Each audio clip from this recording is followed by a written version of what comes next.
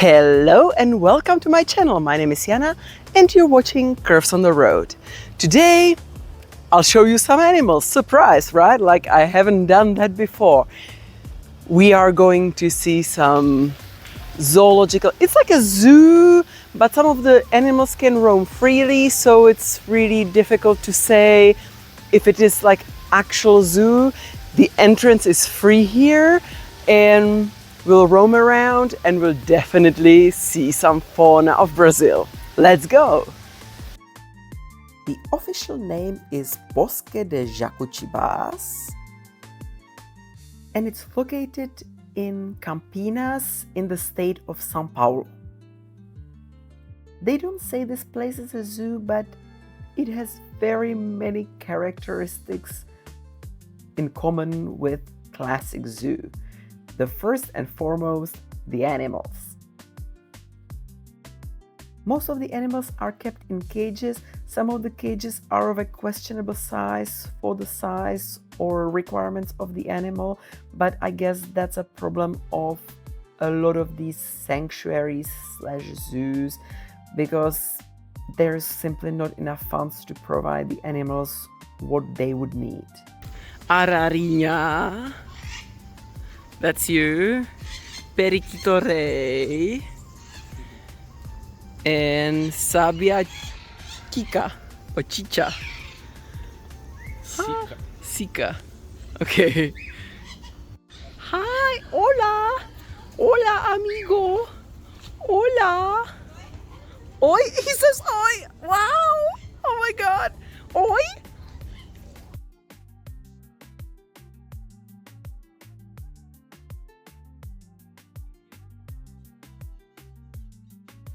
Say something in Portuguese, they will not understand me. I don't think you understand. They reproduce the sound. Toucans are native to South America and actually you can even spot them in the wild or basically anywhere outside of the city.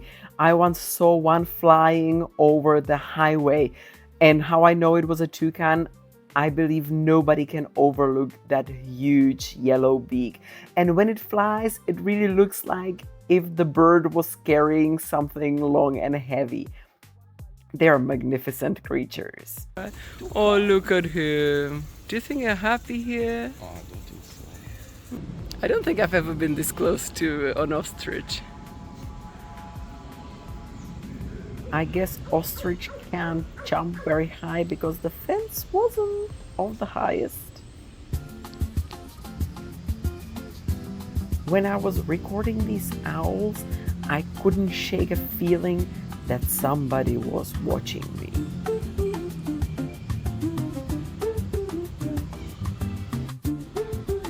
They're quite awake for an owl, right? Mm-hmm. Oh, I've never seen these owls.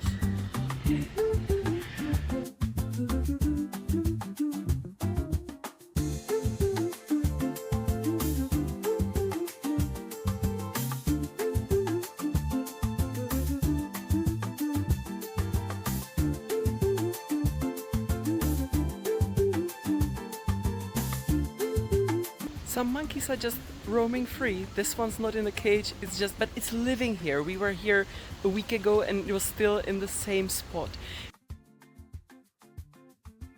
We never learned the actual story of this monkey, but I have a couple of theories. One is that this place is also a rehabilitation center for sick animals. So maybe once they healed the monkey, they decided it's absolutely fine for it to live freely. They released it into the wild, but the monkey decided, oh, there is more food in the zoo. I'd prefer to stay there, thank you. Or another theory is that simply the monkey escaped and Brazilians, being generous, said like, oh well, let it roam around. Look at this, isn't he the cutest? Hi, macaquinho.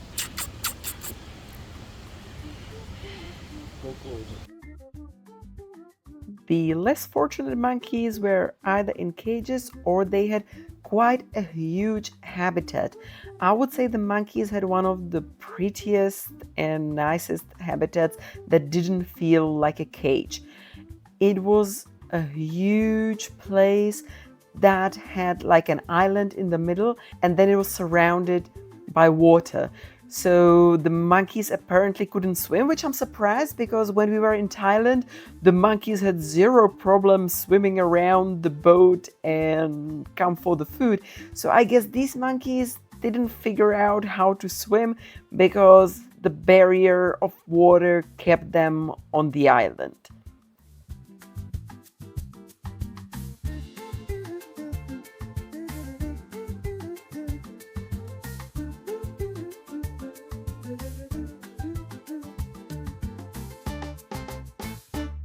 I'm quite curious how attractive it is for the kids in Brazil to go to places like this where they can watch wild animals, because frankly, most of these you can actually see in the wilderness if you go to the right places.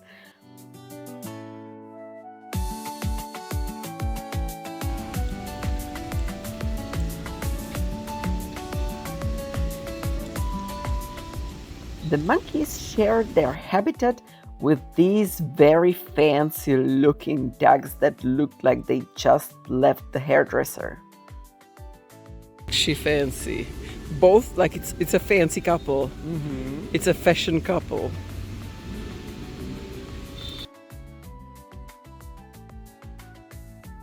Hola! Hola!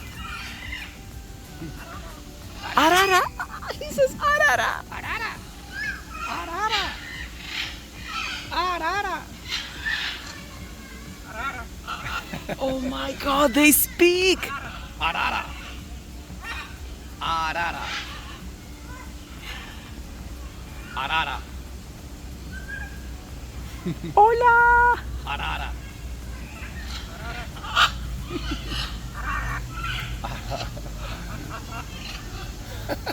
They say arara! It's laughing! Oh my god!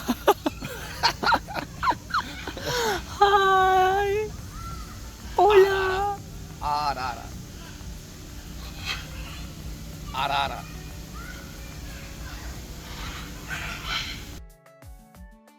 We have returned to their cage multiple times and we tried to make them speak again, but that recording that you've just seen is the only time when they were talking or reproducing the sounds of people.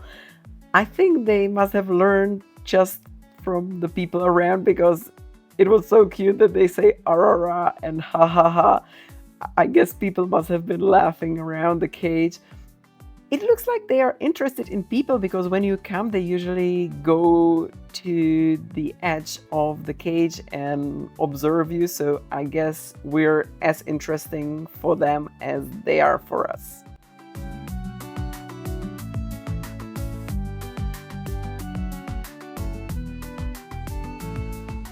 I'm not sure if you remember the cartoon movie about the parrot who was last of its kind, and that's why it had to be returned to Brazil, to the Amazonian forest to procreate and save its species. So I'm happy to report that apparently one of his offsprings is alive and is in the zoo. They even had a name tag for this one, so we know his name is Caillou.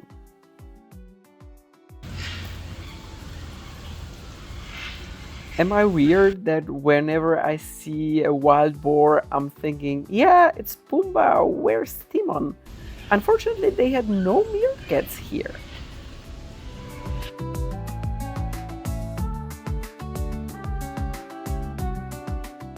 This sleepy animal is tapir, or in Portuguese, anta. I'm sad to say that this animal doesn't exactly have a reputation of the smartest of the animal kingdom. In fact, if you want to tell somebody that he is lack in the field of intelligence, you can tell him that he's like Anta. I don't think they look so silly. On the other hand, they are super cute and they can swim. I was surprised that tapirs are good swimmers. I mean, not sure if I ever thought about it, but if you did and you had this question, then here's the answer. Not only they can swim, they can dive. And it's not like they are drowning. I have the evidence that once they dove down, they also came up on the other side. So they were well and good, and they just went to take a bath.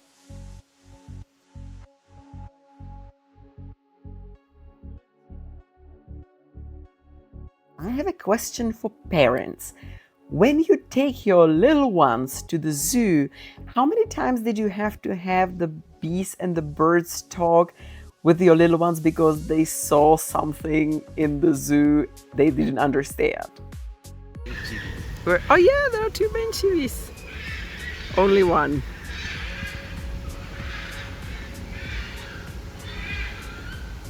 Most of the animals I've shown you so far, I'm like, oh, I wish I could see them in the wilderness. This one? Not so much. I'll pass. Thank you.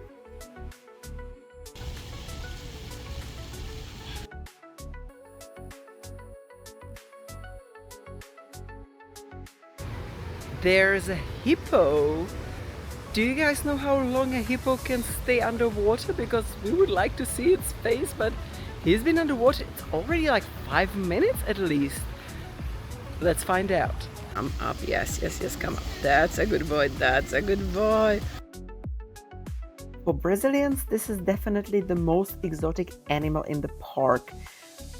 As you know, hippos are not native in South America, so this one is definitely an animal that is here as in the zoo and not for rehabilitation and release into the tropical forest, because poor thing, he wouldn't know what to do there.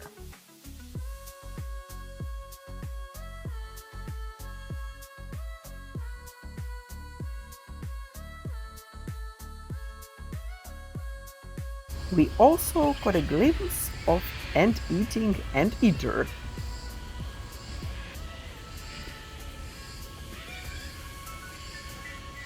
You look like Traveler. You look like you make all those funny noises. Let me explain. When we were at the other habitats, there was like absolute crazy screaming and shouting from a bird, and we found out it was this little boy.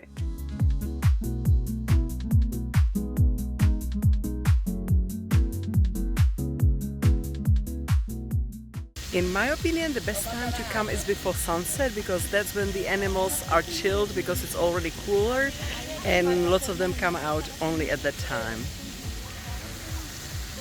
They also have a museum here which was closed when we were there, and a few non-animal related exhibitions. For example, this is a hermit's hut that the indigenous used to live in.